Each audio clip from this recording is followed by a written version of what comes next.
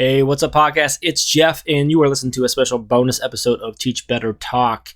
This is the audio pulled from a kind of random live drop-in that Ray Hewitt did in our private Facebook group, where she talks about breaking down all the pieces of remote learning. This is a lot of Ray reflecting on her first week into remote learning, as well as interacting with the comments and answering questions in the comments as well. So you can catch that in the Facebook group and see the comments and the conversation went on there by going to teachbettergroup.com or searching for Teach Better Team on Facebook. So here we go. Enjoy this bonus episode of Teach Better Talk with Ray Hewitt talking about breaking down all the moving pieces of remote learning.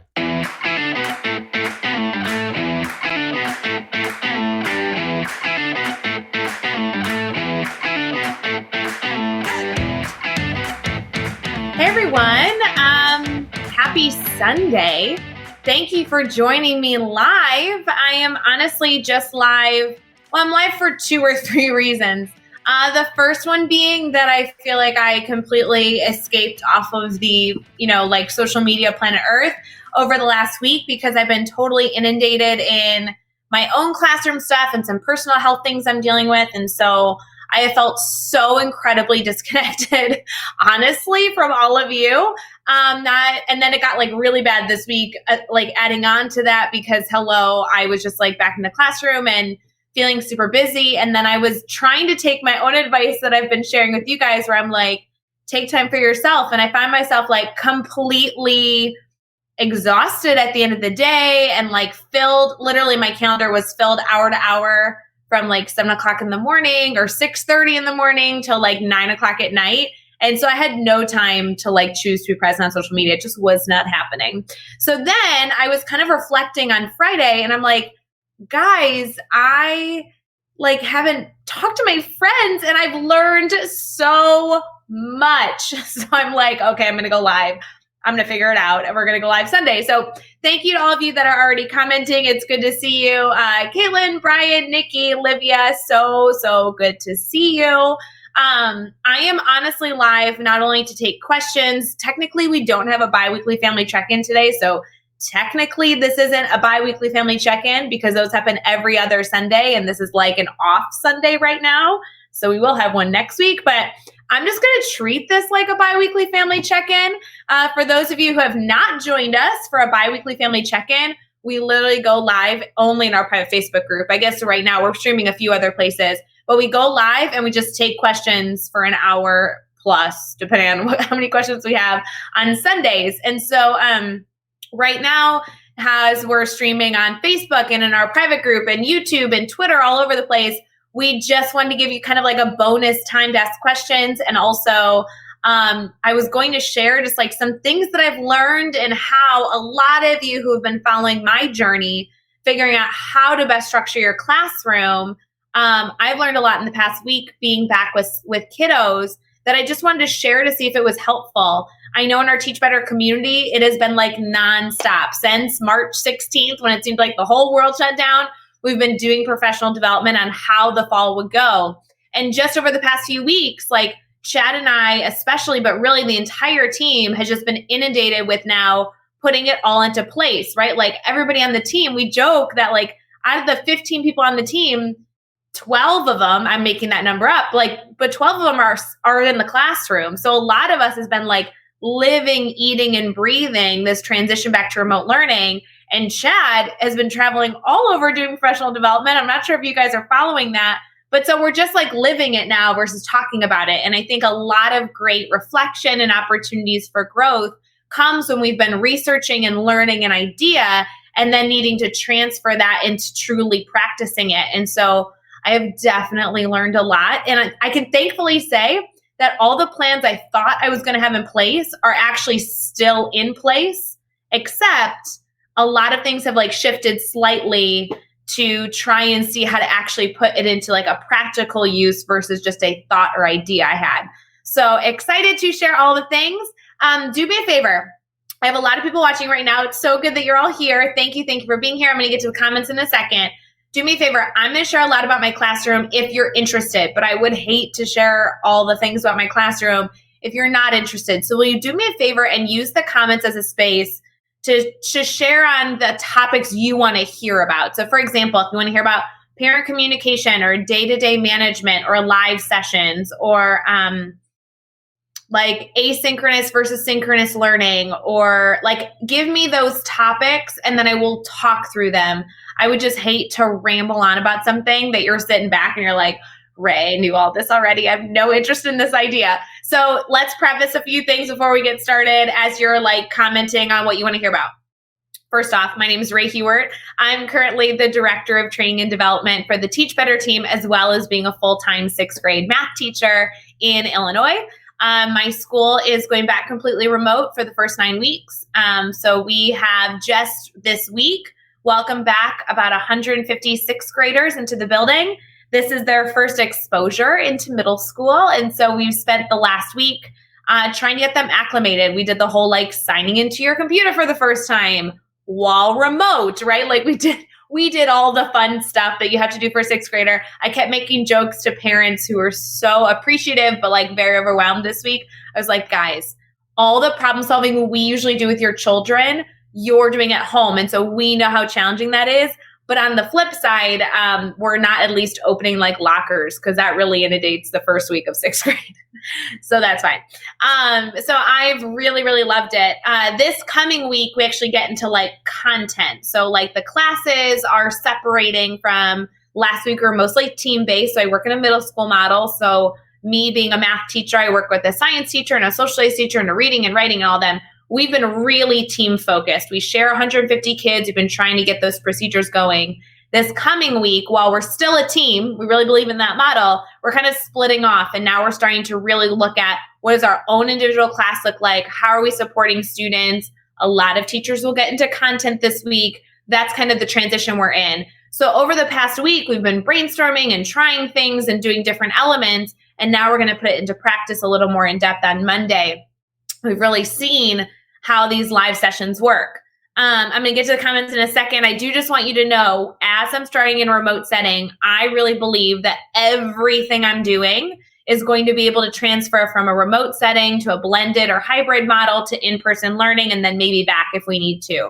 I really believe that we cannot waste our time working in a model that only fits into one of those categories. So everything I'm sharing today, I truly, truly, truly know will work in all of the situations as well. You just might adapt things and might add little, flares to it depending on what your situation looks like. So please let me know what you're interested in learning about.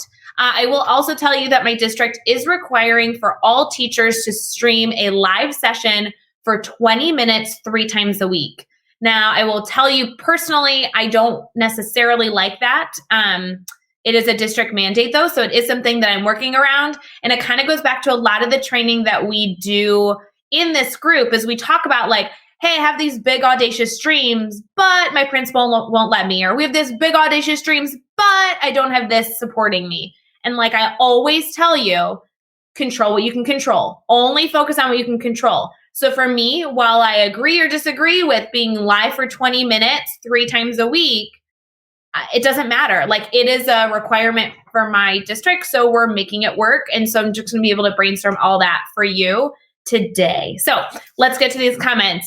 So appreciate you guys being here. Look, Brad's here. It's awesome. Jessica, she says, I'm so excited to hear about your week. Oh, that's so sweet. Natalie, good to see you. Yes, Brad, this is like a bonus check-in. I love it. So I am looking at the comments. I'm trying to figure out which to go to first. All right, maybe we'll start here. So Kate says, can you share how your grade level team communicates weekly assignments with students and parents? Do you send out a shared document for all? Yes. So that's a super good question to start off with. That's an easy answer. So we have like an assignment page every single week where we are going to post what our like day-to-day activity is more or less, and if we're live that day, because that is such a confusing part of having a middle school 6th grader who went from having 1 teacher in 5th grade to now almost 8 in 6th grade. So we are trying to keep that calendar consistent for them. What we've done is we decided that our core teachers are going to be live specific days every week. So for example, on my team, we're going to be live Monday, Wednesday, and Friday every single week. That includes math, science, social studies, reading, and writing will be live during that time. The exploratory classes, the PE classes have decided to be live Tuesday, Wednesday, Thursday. So because of that differing schedule, we really tried to put in the supports for students, but we also want to make sure we have some flexibility in that because you never know what can come up. So what we've done is we've created like a shared document. I can actually like pull it up right now so you can see it.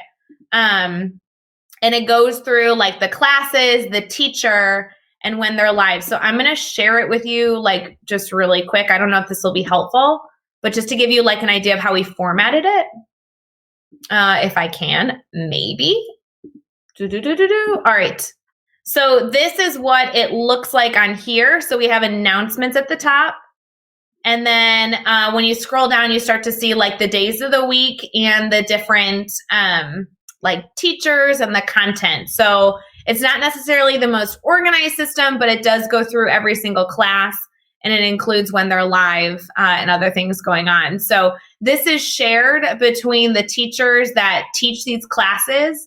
And then what we've done with that is that we adapt it every Friday afternoon so that the last class that we have on Friday, we make sure we reference this and say like, hey, just so you know, like this is your schedule for next week. So we're trying to get our sixth graders in the habit of not only concluding their week, but like thinking about how this is going to affect them next week and what things they need. So hopefully that touched on what you need. Let me know if you have any other questions.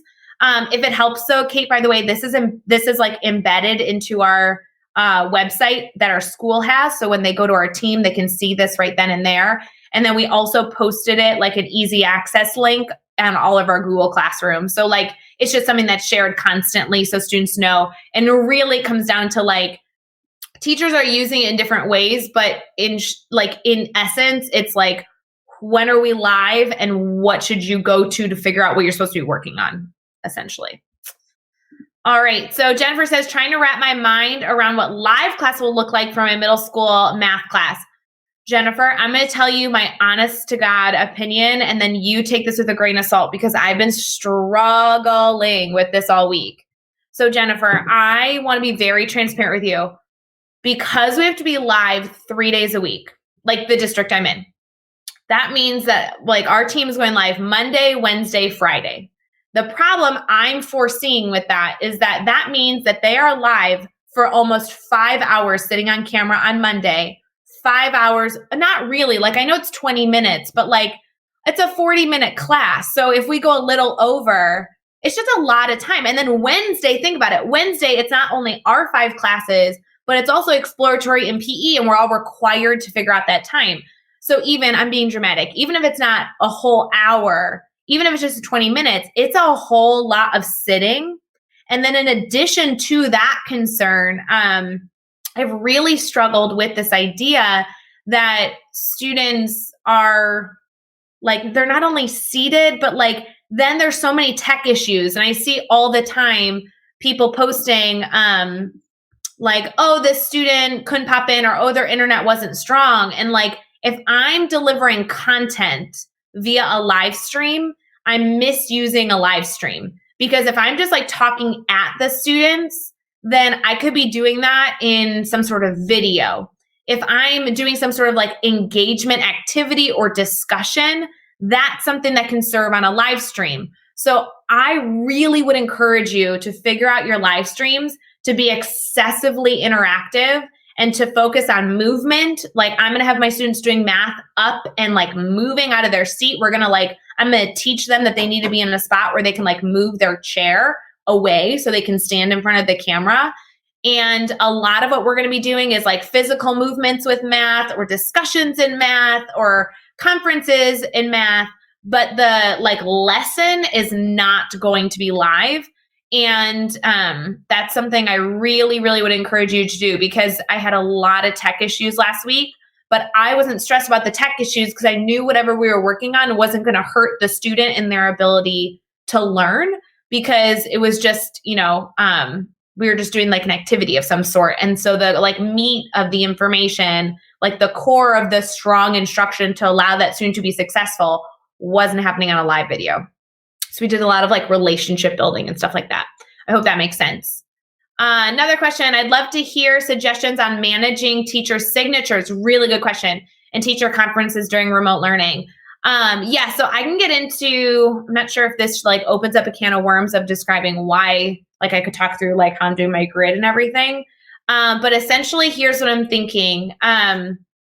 Because I'm live Monday, Wednesday, Friday, I'm going to do with my student teacher, my like teachers I work with, amazing people. We're going to do the first like 8 minutes of some sort of activity movement. My student teacher is a basketball player. We're going to be doing like some fun stuff, moving around. That's the first 8 minutes. Then the next minute or two is going to be like reminding them what they should be doing. And then essentially we're going to stay on the live video for the rest of the class hour after students are working for the however much time is left to get to 20 minutes. I'm going to require the students to stay on. And then after that point, they're going to how do I phrase this? Like advocate for their desire to not be on video. And then assuming they're in a good spot and they're working effectively, I'm going to be like, yep, enjoy the last 20 minutes, not on camera, do what you need to do. And then we're going to end the last 5 minutes doing our goal setting and reflection. And so I'm going to actually tell my students that their attendance is doing goal setting and reflection every day because we use that in a web-based tool called Seesaw. And so I'm actually taking attendance on them goal setting and reflecting every day. That's how I'm tracking. Like if you did math that day and how successful you're being. So what I'm thinking is that time that they're on camera or that time that they choose to stay on camera, or maybe they pop off camera and then pop back on knowing that we're live Monday, Wednesday, Friday. That's why I'm going to be doing teacher signatures and conferences. So I'm going to be conferencing with students in breakout rooms. I'm going to be signing off for like teacher signatures. I won't lie to you, because teacher signatures are so challenging in remote learning, I'm actually being extremely strategic to figure out when in my grid I'm truly requiring a teacher signature. Like there were some spots I noticed that last year I totally would have had one, but then this year I was like, I'm not going to. It's just going to add stress. So I'm really being intentional. Like when do I absolutely have to check in with students? And something to consider is just because you're checking in with a student on one element of your grid doesn't mean you can't check in on some other stuff. So I put a teacher check-in in my grid knowing that like I was going to check that area, but I was also going to go like 2 steps back in the grid and check something there as well. And that's just going to be something I'm going to be aware of. So I'm going to be extremely intentional on those sign-off moments. I'm also having students in their tracking page where I use Google Sheets. I've talked about that a bunch. I can actually go farther into that if you're interested. But I'm having students in the comments record their questions. So for a student who's like red or yellow, I know that's not really what you're asking about conferences. I use orange for that. But if they're red or yellow, they're actually putting their questions in the comments so students can participate live and get them support. So they may not be waiting for me. Or if they have a question, they can always pop into that live meeting as well. So maybe that gives you a little bit to think on. Let me know what questions you have from that. That would be awesome. All right. So Patty says, just switched to high school English last week. I need to make a new intro grid. Hey, Patty, no worry. I hate to like say this because I know it's not easy. Patty, I made my entire intro grid today. I'm not saying that because I'm like trying to make it sound easy. It wasn't. It took me a few hours today. But Patty, there was so many moving parts to our entire week. And every single time I made a stinking video for my intro grid, it ended up being wrong like 2 hours later because, like, for example, Patty, this is a silly example, but in my mini lessons I was doing last week, there was a time where I was going to have students reflect on how the week is going, specifically on like the organization of their space. And originally I was just going to do like whatever, we're going to pop on a Google Hangout. We're just going to talk about it. And then I'm like, ooh, no, I'm going to get them registered for Seesaw, which is a big program we use for goal setting and reflection. And because I'll get them registered now, when they're in their intro grid, it will like eliminate a whole step because students will like already be registered. So then all my videos up until that point were wrong because I kept referring to like, we're going to get to Seesaw, or you don't know what this is yet. Or I made comments like, whatever, silly things that like didn't make sense now that I got them all registered. And so thankfully, the fact that my videos are short saved my butt. And especially since I kind of like stopped working on my intro grid because I saw a lot of these hurdles coming up. So I truly waited till today. I sat down here I don't know if you've watched my Instagram stories, but that's literally what I did all day. And I just recorded quick videos. And I not only did them for my intro grid, but also for my virtual classroom portal, that Bitmoji classroom, which I can talk on. But Patty, you can totally do it. Mine, I think, Patty, mine's done. And so if there's anything on there that you can steal away, like truly. So my website, I can show you exactly how to access it, actually. If you give me a second, Patty, I will not only show you the website, but also how to access it. Okay, let me see if I can do this. There's 2 avenues to access it. So give me 1 second. I'll show you both to make it easy. One is if you go to my website, which is huarthangout.weebly.com. I'm going to see if I can post it here. If you go to my website to access my grids, go over to internships and then pick one of my classes. It doesn't matter which one you pick. They're the same right now. And then if you scroll down, this is my intro grid. You just have to stop, click on the circle and you're automatically on my grid. And if you scroll down, you'll be able to see it. Okay. That's one way to see it. Let me show you the next one. See, I got options for you. All right, here's the other way.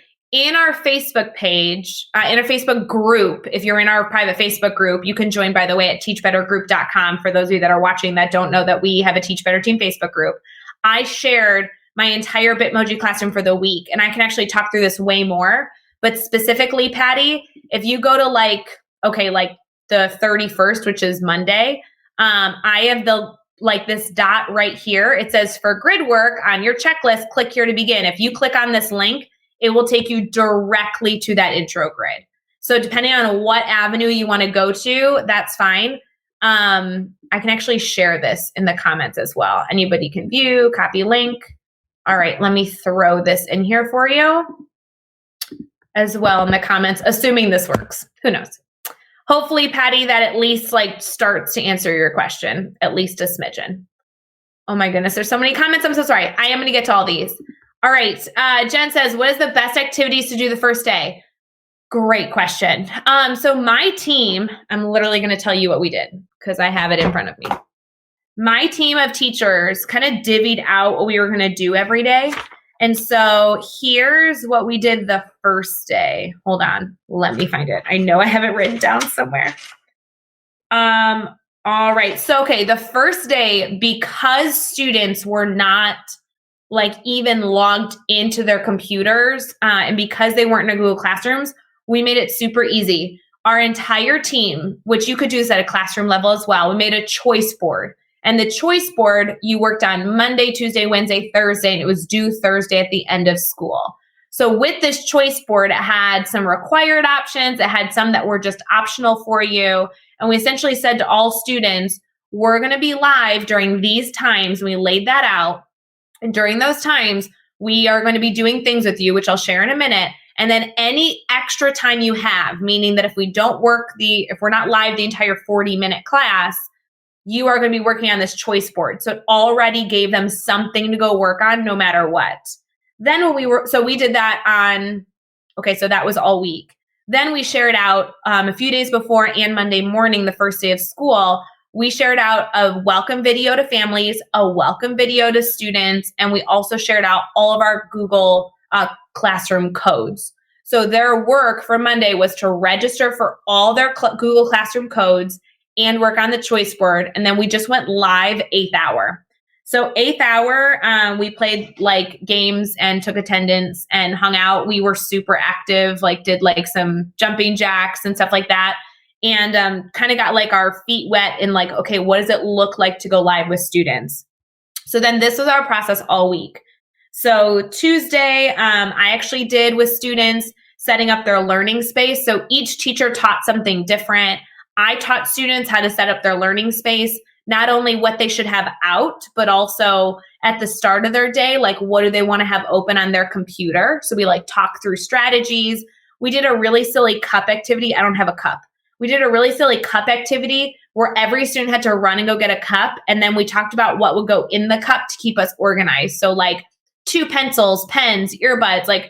We talked about how if they had an organizational system, fine. But if they didn't, now they're going to keep a cup on their desk and they're going to always make sure they have 2 pencils, a pen, and their earbuds in it. So it's like an organizational structure for them.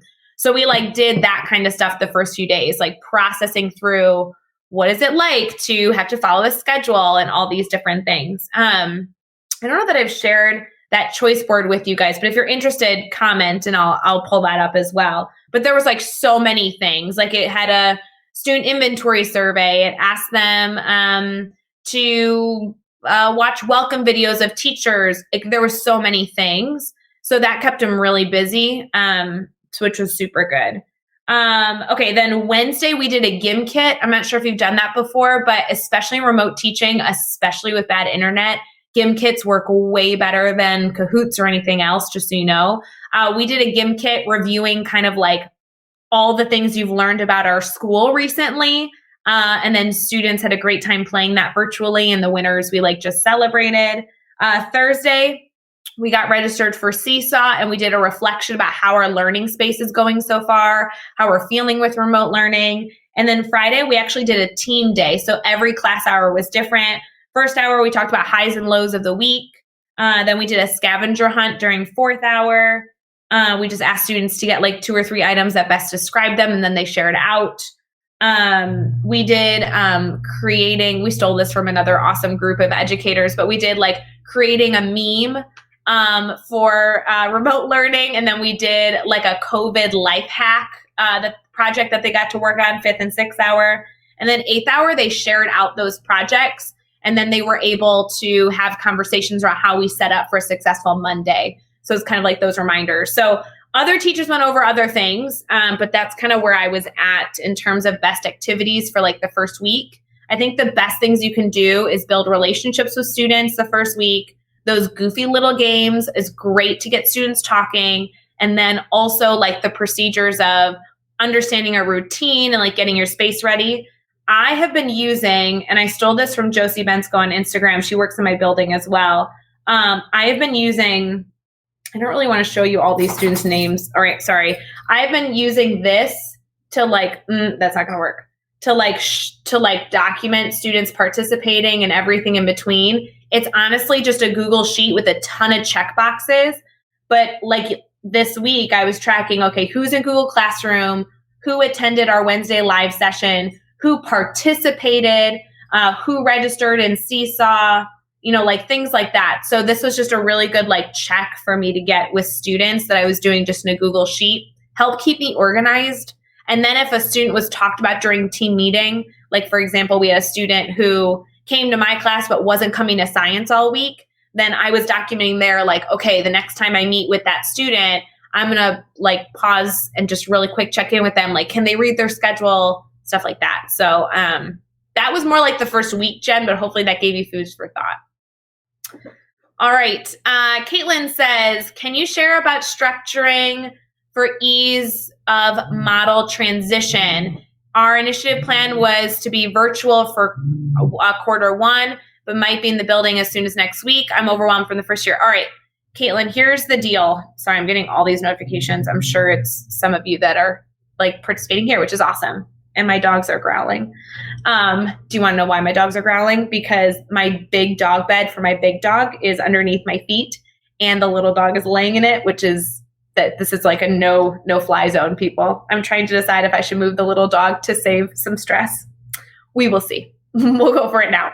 All right, Caitlin, I believe that finding a routine and structure is essential, and you have to find a routine and structure that can move, because you just have to assume that everything's going to change at any moment. So I'm going to go through my entire structure, Caitlin. That opened up kind of like the door for me to share everything with you. But I'm so sorry if you're not interested in hearing this. So hopefully this helps. So here's where we're at. When my students start the week, I am sending a parent video out to parents.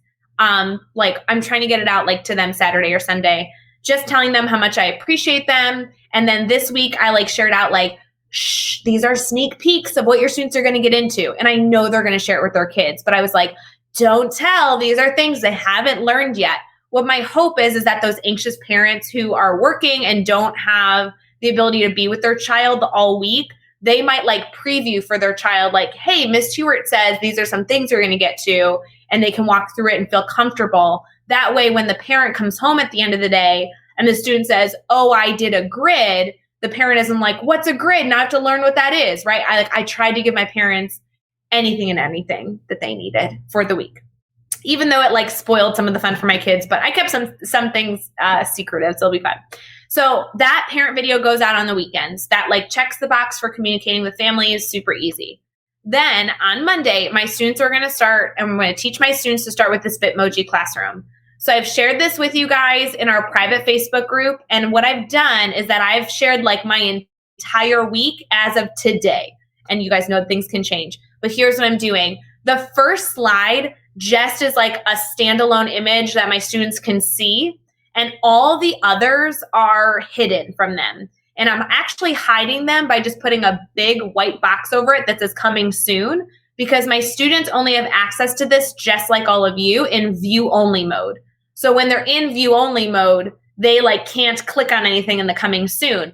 And what I've done for my own organizational structure is I started labeling the date, because I find myself like so confused on the slides once I started changing them, because every slide's going to be a little different. I'll get to that in a minute. But this was a lifesaver. I know it sounds dumb to put the date, but holy cow, did it help. I'm sure you guys are like, yeah, Ray, we knew that already. All right, apparently I didn't. So what I've done is I have a checklist on the board of what they should be doing every day. That's what they're responsible for. And then I have, the first time I introduce a clickable dot to students, I have a little like yellow box telling them what it is. So here's how I've done it. Let me go to like the 1st. Okay, so this is like the 1st of September. What's new here? This is a clickable video. It's usually about a minute or so long. And I talk about what's new in the image that day. So if it's something that's not new and it's been there for a while, I don't touch on it. But specifically in this one, like these buttons are new, and I wanted them to know that they're there because of something that they're going to learn in the grid. And I wanted them to see that it was both places. Then I go through a mini lesson. This is just a mini lesson that I get to decide what it looks like. I talk to you guys a lot about how when I run a grid normally in my classroom, we start with like a 6 to 8 minute mini lesson. That's essentially what it is. It's not really turning out to be 6 to 8 minutes, at least not yet, but that's where I'm at. So that's my mini lesson for the day. And I'm getting the students used to seeing that my mini lessons might preview an idea, or it might review an idea they already learned, but it's still important to check these out. The reason I share these all with you guys is because I've not only taken that white box down so you can see everything, but you can actually go and watch these mini lessons if you want to see like how I've modeled some of these things. I've given you full access, just like my students, trying to be as transparent and helpful as possible. And then you'll see like grid work, and I even put the teacher suggested goal, because every single day my students are going to be working on different things, and I want them to know like, here's the minimum I want you to try and get through. So all these things are here, and you can literally take this essentially like my students, because what I do in the first day is I talk about what a Bitmoji classroom is. I have them bookmark it. Then they go into a survey about some paper tools, and then they get into the grid, and you can literally like do the intro grid if you want to see that whole student experience. And then I kind of duplicate this throughout the day, where I have like the what's new here, the mini lesson, the grid, all those things. And then you can see how we go through this through the whole week. So you'll kind of be able to click through if you're interested. You will notice that the 4th is not done. That's because I don't know I want my mini lesson to be yet. I want to make sure that I can see what my kids are doing. This is the last day of the week. It's Friday. And so I'm just not sure what I want to review there yet. But you'll be able to see kind of what the structure looks like. And what I'm thinking is, like on September 3rd, if you go to that one, September 3rd is going to be kind of what like I typically have my classroom look like. It's going to be like less crazy things all over, just clickable dots. And then they have the checklist. And I keep telling them over and over, the checklist tells you what you should be doing and what you're responsible for the day. So that's kind of where I'm at with that. If you're interested then in how this transitions, it transitions perfectly, because in my classroom, if we were in like a hybrid model or an in-person model, I'm still going to use this, because you never know when things might change. So whether like students are in a hybrid model and that's the day that they're home and they can click here to know what they're doing, Or if they're an in-person day, we can still pull this up and have a checklist of what we're doing throughout the day. The only difference might be that maybe my mini lesson is live and I tell them that the mini lesson right there is optional for them to watch or something along those lines, but I'm keeping the same structure. Then if you actually go to my intro grid, which I'm sorry I'm blabbing on, but this might be helpful to answer your question, Caitlin. If you go to my intro grid, that has everything they need to be successful on it. So on my intro grid, they start, well, first of all, let me figure out, by the way, when my students were here, I wasn't sure if they were going to know where to go. So I literally made this YouTube video telling them to scroll all the way to the bottom, just saying. All right, then you scroll all the way to the bottom and everything in here is structured for the student to be successful. I have a start here section. They're going to go all the way through and I literally walk them through every single step. So I use a grid all year, regardless if we're in classroom, hybrid, remote, doesn't matter. This is still going to be the case. And the only things that will change is some of my conferencing practices when I'm with students. Like if they're able to be in the classroom, I might conference with them just like in person, signing off on stuff like I normally would. But this at least gives them like the support, the structure they need. So no matter what, like nothing's really changing if we go to a hybrid or in-person model. I hope that kind of answered your question, Caitlin. The last thing is probably this idea of goal setting and reflection. I won't quite go through that too much right now, but I totally restructured a lot of my plan for this, or at least the way I teach it to students. So if you guys are interested in seeing how I have students goal set reflect every day, it's in 1D. So what I did in 1D is I explained how they're going to goal set and reflect, how to post in Seesaw, and then I did a quick check where they're going to like submit something. So that is here, just so you know. Hopefully that's helpful. All right, let's keep going through these questions. I'm super sorry. Hey, Van. Hey, Brittany. Good to see you in here. I'm so glad that this is helpful. I'm so behind in the comments, but I'm super glad that you're here with us. Jennifer says, thanks, Ruben. Spending so much time troubleshooting tech at the beginning. Definitely want to make our time together meaningful. Yes, Jennifer, like you have to find a way to make your live time not stressful. And what I mean by stressful is like high stakes, right? So like if it really matters that they're there, then you are really going to hurt yourself when reaching students that have bad Wi-Fi or, you know, like crazy households where they're acting as a parent. I even had students who were live with me, but then when they unmuted to like share their voice, it was so loud in the background. Like I could hear, I'm not blaming the parents, but like I can hear their parents like yelling or older siblings like yelling or younger children crying. And I'm like, of course it's hard to concentrate on this when like everything around you is just chaos. And so like I can't control their environment right now. So the only thing I can control is how I use the time I have with them. And so troubleshooting tech is absolutely something you should focus on, especially if it's like tech that you can help the child with. But in terms of like good internet and being able to log on at specific times, use that time to build relationships, use that time to go over reminders, use that time to, you know, like get students moving. A lot of them don't realize that sitting all day is so bad. So like get them up and moving. And then that way when they're working on your content, maybe they're doing it not during class time and they're being effective. And so you're just there to really support them. I like that you're using goal setting for roll call. Yes, Van. That's an idea I came up with today. I went the entire week not knowing how I was going to do it. So yes, I'm with you. Perfect, Jordan. Hey, by the way, you just emailed me. I was so glad that you popped in this afternoon. What does a check-in with your students look like in remote learning? My check-ins, like my quick checks, are a lot of different things. If you go to my intro grid, you can see I've used everything from like submitting in Seesaw to Google Forms to stuff like that. So it really just depends. It depends on what I'm trying to get out of it. My biggest suggestion to all of you is to truly, because I did this earlier this week, like you have to know what you want before you decide how you're going to go about doing it. And what I mean by that is, for example, legitimately this week. So I was taking attendance every day. And what I was doing is I really wanted, in my mind, I want students on a live video to share their voice. I kept being like, hey, will you unmute yourself and share your voice?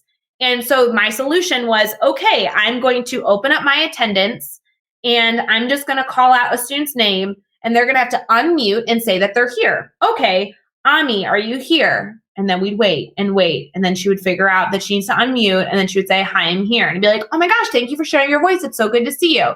Then she would mute and I'd be like, okay, Aurora. And it was like literally the biggest waste of time. So my problem with that is like my student teacher and I'm like, okay, this is taking forever. Like the 20 minutes that we were live is literally just taking attendance. I'm like, this does not work. How foolish is that? Because Google Meets alphabetizes my students by first name. So I can just alphabetize my attendance that way. And I can tell you exactly if they're here. I don't even need to hear their voice to know they're here. I have a list. And there's a Google Chrome add-on that takes attendance for me. So I don't even need to take attendance. But in my mind, I'm like, but I want them to talk. I want them to hear their voice. Okay, or share their voice. So I'm like, okay, attendance is not the solution to me wanting them to talk. Like I need to do something that's causing them to talk. And so when we talk about like how to do a check-in or how to do a quiz or how to do anything, you have to go back to like, what are you actually trying to accomplish? And then you can figure out the medium in which to do that. Because if the medium requires them to be like live with you, okay, fine. What are the avenues for that? Or if the medium doesn't require them to be live, okay, what are the avenues for that? Or if you need to hear their voice, what are your options? If the video is okay, what are your options? If they can just type their response, okay, what are the options? And so you really have to go back. And I was not good at it this week. It took me like till Thursday where I had this like, oh, moment. And I'm, it's just, we're all underwater. But you have to know why you're doing something and like what you're truly trying to get out of it to then be able to determine the how behind doing it. So not all my check-ins are the same because I'm not trying to get the same thing out of my check-ins every time. I hope that makes sense. I love that Jessica said she finished her intro grid too. Yeah, twins. Patty says, thanks for the encouragement. It's a relief, LOL. I love the goal setting reflection in Seesaw. I had originally been doing it. Perfect. So I'm glad that you feel like you're getting what you need. That's awesome. Nikki says, I don't have students until September 10th, but I'm hoping to have my intro grid complete in the next 2 days. Nikki, I bow down to you. Good for you. I thought I was going to be that teacher. I planned on being that teacher. And then I just feel like so much change and I had so much going on in like my own life that I just got completely overwhelmed. And so today was my day, but I'm so excited that you are going to get that done. And I really hope that it's super successful for you. I see that you're commenting that you have 3 preps. I super encourage you to get your intro grid done. And it's probably going to be the same for all your classes. So I have 2 preps and I just get my intro grid the same for both classes. And then try and get that first content grid done. I usually plan my next grid while my current grid is going on. So like my intro grid, here I'm going to show you the calendar for my intro grid because that's another avenue of like classroom management. Here is my intro grid. My intro grid calendar. So I can see here that like this is where what my students are going to see. So we're starting on Monday, tomorrow, and then our like final day of our test is going to be Friday. So I know for my content grids, I have between now and the 11th to like get that grid done so that then I can introduce it on the 14th for this like new unit. And yes, the first content grid I'm doing with students is going to be 2 separate grids because they're 2 separate courses. So that is a lot to do in 2 weeks, but I mean, you know what I mean. So planning the grid while one grid is going on is like super duper helpful. But if you can get ahead of it, go crazy. Okay, Candace saying, I just made my intro video so many times this year because it keeps changes. Yes, totally. Oh, my dogs are frustrated with each other. Alfie, what do you want me to do? He's just laying there. Go lay down somewhere else. Yes, I'm sorry. I talked to my dog as if they're children. I know it's not the same. All right. It's kind of getting frustrating. Also comical. I'm waiting until next week just in case my district changes everything. Candace, I'm just going to tell you this, and I know you well enough that you know that you can take this with a grain of salt. And if you're mad at me, you can like text me later. Don't do it until the day before. Like, I know that stinks. Just don't do it. I've been sharing so much in this group in terms of like our parent videos and everything. If you want to see all the communication we've been sending out to families, We send a video email to families every single night last week, just like trying to be transparent, trying to keep them up to date, like answering common questions. Don't bother. Don't make the video until the day before. I just made my parent video. Like truly, like I made it Saturday I made it Friday because I sent it out Saturday morning to my families. And I waited till Friday to talk about how my class was going to run, even though we were already a week in, but we were a week into like team stuff. I waited until Friday to record it, talking about next week because things kept changing. So if you need permission to like wait, this is me totally telling you to wait, because I've redone like all my mini lesson videos and all my what's new here videos in my Bitmoji classroom, and about all of level 1, like literally 3 or 4 times. And it's just because like things are changing, but I'm also getting smarter. Like nothing changed between some of those videos, except that I was like, oh, I forgot something and it'll be better if I do it this way. And so it's not so much that like information changes, but we just like have more time to think on it. So just something to think on. I'm totally going to move my little dog just really quick because he's growling, but it's stupid. Harvey, come here. Come this way. There we go. Okay, Alfie, now you go lay down. All right. We're okay. You're fine. I know, it's so frustrating. Sorry, I totally wouldn't normally do that on camera, but guys, this is my life. My little dog never lays in our dog bed. Ever. He is like always somewhere in the room, usually right next to me, laying next to my chair. And the big dog always lays under the table. And so when they switch spots, that was not going to lead to good things. So super sorry. Candace, you're going to be great, just so you know. All right, let me try and pop back to these questions because they just all moved on me. I'm super sorry. Candace, okay, I got to your question. Now I'm on Patty. Oh, that's so awesome. I have that up for the group. Thank you. Oh, perfect. I'm glad that was helpful. Jessica says, can you talk more about your virtual Bitmoji classroom? I'm still stuck on making sure students have all the things and how I can change it and have kids do the right thing. Jessica, let me know if you have a specific question on the Bitmoji classroom. I'm going to pull it back up. Oop, that's not it. Hold on. Guys, I'm becoming like a professional StreamYard. That's the program we're using because I just am trying to click all the buttons.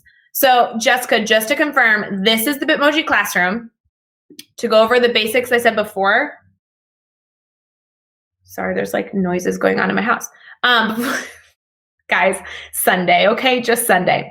To go over some basics, I'm doing like a what's new on this screen, which kind of is helping me figure out when I'm adding things, how to support students in it. So I really would encourage you to look through this because the what's new here video is separate from my mini lesson video. The what's new here is like what is new in the picture that we have. And then that happens. And like, you'll see that I don't have the what's new here on the 4th because I actually don't think I'm adding anything new there. So like, I'm just going to go straight into the mini lesson. So that's kind of helping me figure out what my students need. The other thing is that this image I'm making, this image that's like the background, I just made in the background, like I made it in Canva. You can make it 100 different places, but I can add stuff to it. So if I forgot something, I can just like throw it in there. You'll also see that I added the Bitmoji of myself, which guys, that's the only part of this I don't really get. I don't know why they need to see like a Bitmoji version of me besides that it's like cute. So I'm doing a thing with my student teacher where I'm like hiding myself in certain places. So like on the 2nd, you see me like up in the corner on the ceiling or like outside creepy in the window on like the 1st. So I don't know. But let me know if you have specifics with that because I know that this was something that is really helping me organize my system. And literally what I'm telling my parents and my students, Jessica, maybe this will help, is that it's like putting blinders on my children. So anytime students have math, they only need to go to my Bitmoji classroom. The Bitmoji classroom will transport them to any other tool they need. Literally anything they need is accessible right here. So it doesn't mean I won't add to it every single day or won't add to it throughout the week or won't take things away and add them, whatever. But everything they need for that day to complete that checklist is there for them. So they constantly have what they need. And I explained it the same way to my parents. So the parent video I made, I don't think I shared it with you guys. I'm not going to be able to pull it up successfully right now, but I went through this with my parents so they know what to expect. Hopefully that helps. Nikki says, I'm struggling with the tracking page and displaying students' name with all students currently. I'm struggling with my tracking page displaying student names. Nikki, I need to know more about your issue with student names. Student names is always something that I love talking through, but I need to know what specifically with the names you're hung up on, because there's like 3 or 4 different things that I hear pretty commonly with that, and I don't want to waste your time speaking about the wrong thing. Jessica says, I did the same thing with the choice board. Good. And getting logged into classrooms. So glad that worked. I totally agree. Can you post the choice board? Yes. Let me find it. Oh my gosh. I really think I can pull it up super quick. Give me 1 second. Ooh, I totally found it. See? I knew I'd find it. So here's the choice board. I'm going to share it with you, but I'll also post it in... Hold up. I will also post it for you so you have it. My team put it together. This is not something I created on my own. My team is like so stinking awesome. Here is the choice board. If it loads. See, I have far too many things open. Sorry. Okay, so the choice board just tells them how it works on the first page. And then the choice board's like on the second page, and a lot of things are clickable. So I'm going to get the view only for this so that you guys have it. Can you guys see that this is loading? Sorry. Anything on link can view. Perfect. Copy.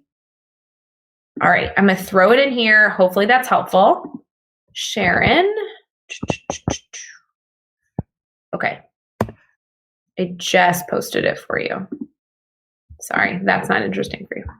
All right. So this was the choice board that we did. Essentially, students had to complete the orange ones, but the grays were optional. We found that this really didn't take a lot of time, to be completely honest with you. It took like a few days, but did not take, like for the students that were super ambitious who wanted to find work to do, a lot of them got through all the things on here. But what I really appreciate is that some of the boxes, you could do it like every day and it was a little different. So like you could read for 20 minutes every single day. So that's something that you could do any day, no matter what. So, and thank you, Brittany, for posting so much stuff. That's been super helpful that you've also been sharing.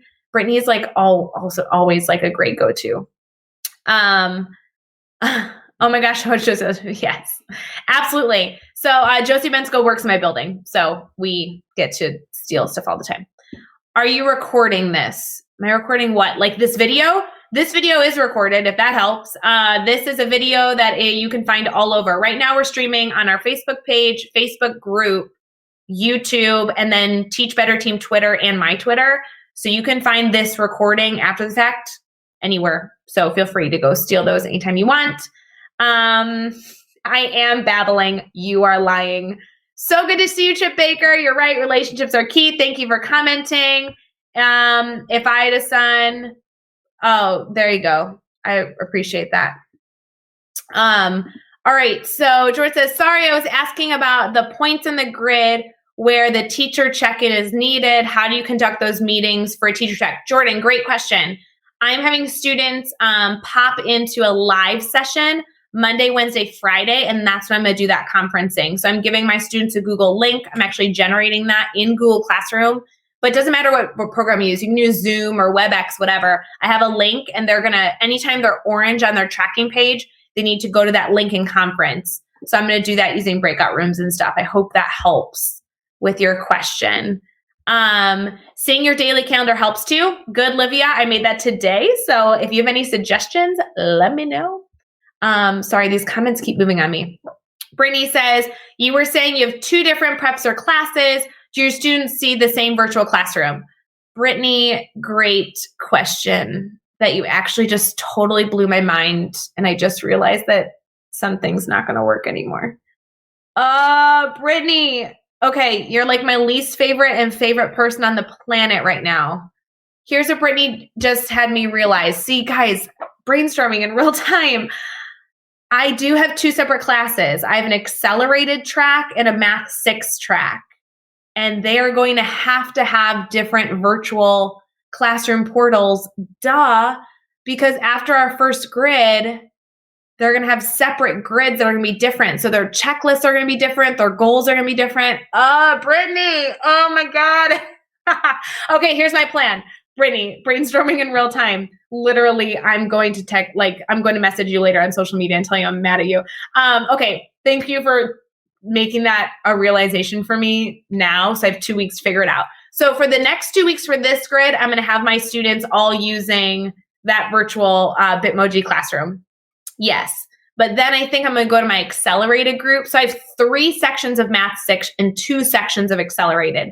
I'm going to go to my accelerated group and have them unbookmark that one and re-bookmark a new one. The new one, I'm going to use the same background. I'm going to have the same like yellow dots, except every time we have a new grid, I'll have to kind of like relink some of those, right? For example, like my Bitmoji classroom has a link for the unit packet, but the unit packet will change every time the unit changes. So I know I have to relink some of those things.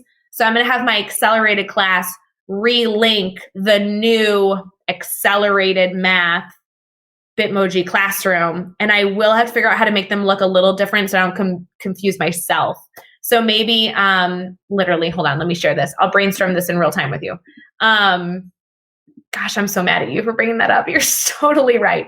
All right. I think probably real talk, what I'm going to do is I'm going to change the wall color. So do you see how that wall color is like an icy blue? I'm going to change that to like purple or black or something.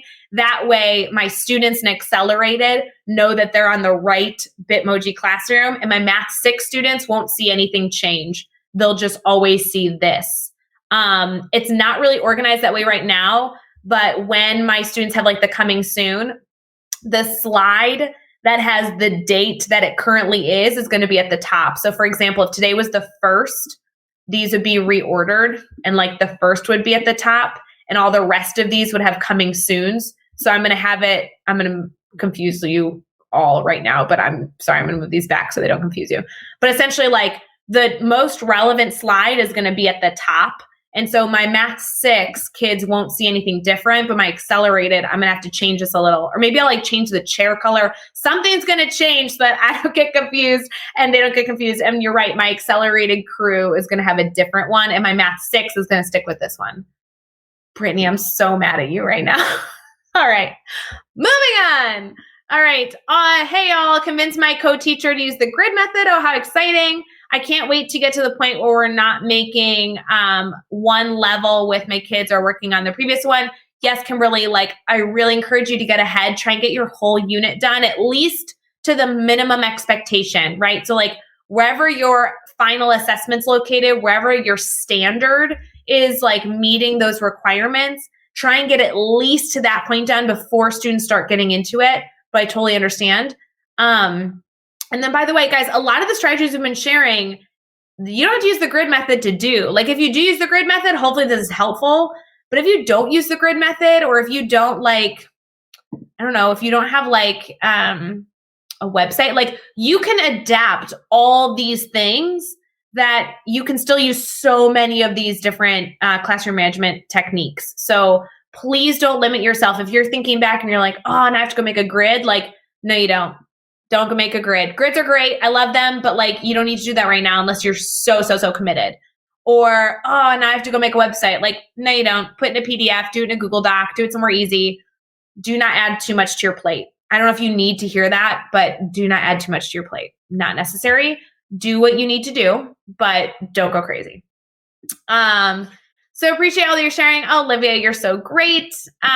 Kimberly says, having your grid and sharing thoughts and suggestions is so helpful. I'm so glad, guys, because I've been so discombobulated and like confused this week. And I'm so glad that something that I'm sharing is helpful, truly.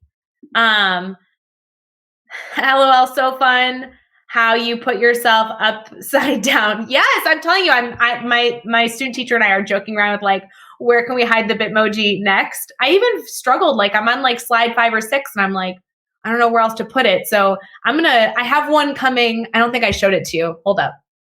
Let me show you. This is my plan for after Labor Day. After Labor Day, we don't have a live session. Like Monday, we won't go live. And so Tuesday, we also don't go live. We won't see them till Wednesday. So I put myself on the TV saying, I miss your face. See, I'm just trying to find ways on how to hide the Bitmoji. This is my entertainment. Okay, friends, this is my entertainment. All right. Oh my goodness. So much. Thank you for chatting through this. Best practices and resources for DOK level 3 and 4 activities in math. I won't lie. Most of my you're asking a really like complex question and you put it in a very simple way. So I'm trying to answer you in like a simple way as well.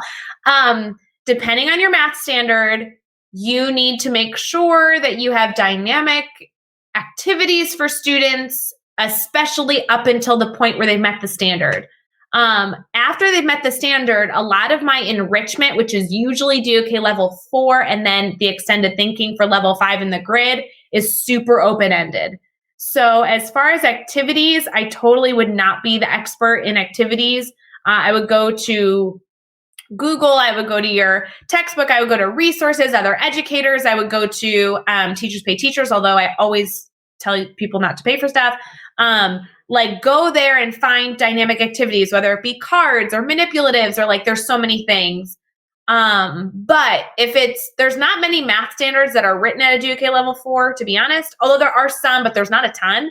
So I would make your level 4 like above and beyond like engagement and super open-ended, because when you can let students like create elements to prove their understanding and further their understanding, that would be the best, which I know is really a blanket statement and probably not helpful. Super sorry. Jessica says, that's what's new here. That what's new here is brilliant. So just to confirm, you share the link for the Bitmoji Classroom as view only, and it has the white box over the rest of the week. But on the day, you remove the white box, and then they can do the slide. Do you move the slide to the top? Okay, Jessica, thank you for clarifying. And I know this post was like a few minutes ago and I'm super behind in my comments. Let me confirm. Yes, I already said, but I know it was after this comment. I moved the slide to the top. So the most relevant slide is at the top. I keep the others uncovered if we've already reviewed them, just in case a student wants to go back and see the mini lesson or other things that we've done like the day before or whatever. So all those are going to be uncovered. I cover them up until the day. Yes. So that lets me like get ahead and help with the organization. And then the morning of, I'm just going to take the white box off. I'm just going to delete it and move it to the top. So it's going to be like a rotating system. That way I can prepare ahead of time. And like, for instance, I like recorded all my mini lessons for the week and I covered them up with the white boxes so they can't see them because it's just too much to look at. I need to like work with them for a few days especially, and I want them to know what days are most relevant. So I'm moving the most relevant date at the top, and then anything that we've already covered, they can still see and go back through. And then things that we haven't covered yet are covered with the white box. Glad that what's new here is a good idea. I hope you use that. I'm trying to go through the rest of your question. I think that helps. I think that answers everything. Let me know if you have other questions besides that. All right, so just see staff recommending things. JK, I'm an addict. No, she's super, super helpful. Love Josie. Always good ideas to engage students. Brittany says, haha, only because I'm in the same boat. I need the brainstorming too. Brittany, I'm still mad at you. So still upset with you, not talking to you right now. All right. Facebook user says, are you going to break up the Bitmoji slide presentation by grid, or will you end up the year the 100? Okay, great question. I'm making this up because I hadn't really thought about it, but in my head, I kind of did. I'm going to keep it the same all year. So in theory, I'd have 180 slides at the end of the year. Here's why. I'm put simply. I don't want my students to lose it. And if I have it bookmark it once, it's always there. So make it easy. I think what I might do, I'm going to share this again. I think what I might do is like, after we're starting another grid, I might ignore all this. I might change the background to like a random color and then just be like, new unit. Here, ready? Here we go. We're going to do it right now. I'm going to model this in real time, people. Hold up. Make it white. How fun will this be? New unit. So that way they know like a new unit started. I don't know. Is that the lamest thing ever? That way, in theory, it would look like this along the side where you'd see like everything below is something, everything above. I don't know. Let me know if that works. It may not, but that's kind of what I'm thinking. at least at this moment. I'm just moving that so now it's there. None of you are actually going to use that at any point, but whatever. All right. Ray, I also have so much fun with the Bitmoji. I'm working on the Bitmoji. There you go. I love that. That's a super good idea, Danielle. Opening with the question. Super, super good idea. How about a celebration slide to end the unit? Patty, what a great idea. Way better than just a blue, boring slide. A celebration to be like, you did it. Our unit's over. Or like, that would be awesome. I love that idea. Great brainstorming on that, guys, for the win. All right. I've been live for an hour and 4 minutes. I'm hoping that I answered your questions. I'm hoping I got through what you needed. If you have any other questions that you want me to go over, please feel free to post them here. This is kind of like my last call. I'm so glad that something of what we shared was helpful. And hopefully you're all just continuously brainstorming. But the whole point, and you guys know this, the Teach Better team just wants to be a resource to help. Whether you are like welcoming the Teach Better team into your school, which obviously we partner and do professional development for educators around the country, or you're just like a lone teacher trying to just be your best and grow every single day, and you're just here in our network, like we're here to help you. It doesn't matter. Like we are here to help you. So just wanting to make sure I'm there and helping you with everything that you have. I think if you change the wall color for each unit, that might be an easy way to navigate. Maybe. Yes, I like that idea a ton. I was thinking about that as I was working. I might alternate. Like one could be like the blue and then the next could be the purple and then maybe I go back to blue. I think if I had to change the color every time, I'm going to lose my mind. But yes, I'm with you. Totally. So yes, I appreciate that, Patty. I am going to go hang out with the dogs for the rest of the evening unless you have more questions for me. Again, I will put this all into practice next week and be able to reflect with you as we go. So many members of the Teach Better team are in the same boat where we are back in the classroom and trying to do our best. So if you continue to have questions, I hope you continue to share in this private group. I just want to apologize that I have not been active. I personally have just a ton going on. And it's so funny. I was just doing a keynote for a school district on the East Coast. And I was sharing about like teacher guilt, and which is something that we talk about in the Teachers Deserve It book. And I was talking about, guys, like it's okay to step away from your computer. It's okay to like turn off email and walk away. And I think that I'm finding that I can do that really well for my students. Like I can set boundaries when it comes to my kiddos. I am struggling to set boundaries with all of you because I know that when you're asking for support, like you're doing it because you're trying to do what's best for students. And I know that our entire team just tries to be as accessible for you as humanly possible. So just know that like I'm working on my own stuff, but I have felt so much guilt. I just want you to know I felt so much guilt. I had 46 emails from educators this week. I just responded to an email, guys, this morning that was 12 days old. Let me say that again for the people in the back. 12 days. I didn't get to this email. 12 days. It was Melissa. Melissa, I apologize to you. Like, holy moly, has my life just completely gotten busy. And I just want you to know that, like, I care about you. Everybody on the team does. And I just want to have a blanket statement of, like, I am so sorry if we are not as present as we want to be. Our whole team is doing the best that we can. And we just want you to know that if you have to wait to, like, hear from us, just, like, keep hounding us. Like, I want you to keep hounding us. Because when you need answers, we really do want to be here. And if I'm not answering, please, please, please, like tag me on social media, direct message me, like tag someone else from the team to make sure that somebody gets you an answer, because we really, really, really do want to be here to help you always, literally always. Just please know that we are here. We really believe in our family. So thank you for all that you do. I really appreciate that you all were hanging out, especially those that are still here, kind of like an hour and 8 minutes in. I hope you have an amazing, amazing week. I will strive to be as around as humanly possible. I have my own personal things I'm juggling, but I'm going to do my very, very best. If I don't see you until next week because our schedules don't correspond, I hope you join us for our next biweekly family check-in.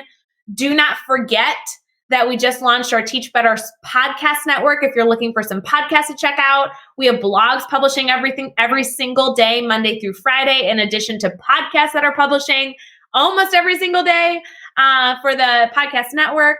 We have online courses. We have our private Facebook group. We have so many avenues. We have our mastery chat that we have every Thursday. We have our administrative mastermind that happens on Tuesday twice that day. It's like crazy in the morning and afternoon. So find your way to get involved. Find your way to get support more than anything else.